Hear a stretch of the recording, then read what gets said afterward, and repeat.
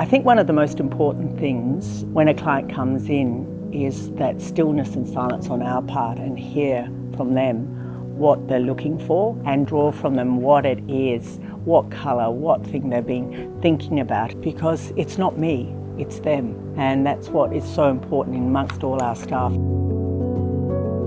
When the kids were young, we made a pact, my husband and I, that when our eldest was 10, that we'd pack up our house and put our car on stilts and travel the world for a number of years. The last port of call after 3.5 years was in Turkey. Each place we went to, I knew there was something that was famous for, like, you know, French with its food and fashion. Turkey was rugs.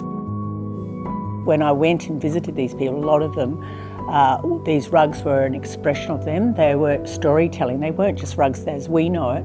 Everything had motives. So I thought, wow, this is just fascinating, because as a dyslexic, I had to do everything visually in my head or read people in a visual way. So I went off for the weekend and bought half a container of rugs, really knowing very little about rugs, but I liked them and I loved the stories and everything.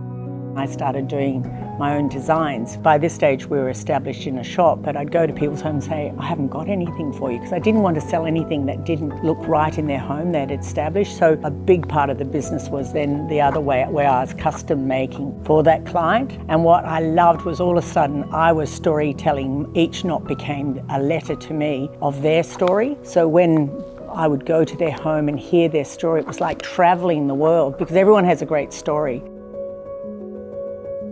The reason why I call it art on the floor is because, like an artist with a painting, so much of yourself goes into it.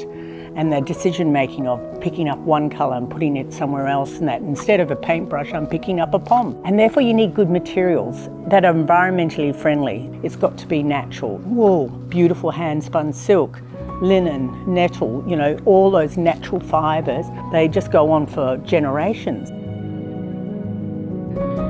The Government House in New South Wales commissioned me to do rugs for their rooms, and I did 2 big rugs. Over 55,000 go through these rugs each year. So I went this year again, so 150,000 people have gone over these rugs and they look exactly the same as 3 years ago. That is what you call a hand knotted with good material. It goes on and on. I'm an advocate not just for the client but also for the weaver, which is sort of at the bottom of the line. So it's ensuring that the type of producer, the weaving place, the credibility and everything else, we're all entwined together, and that creates a karma in the rug.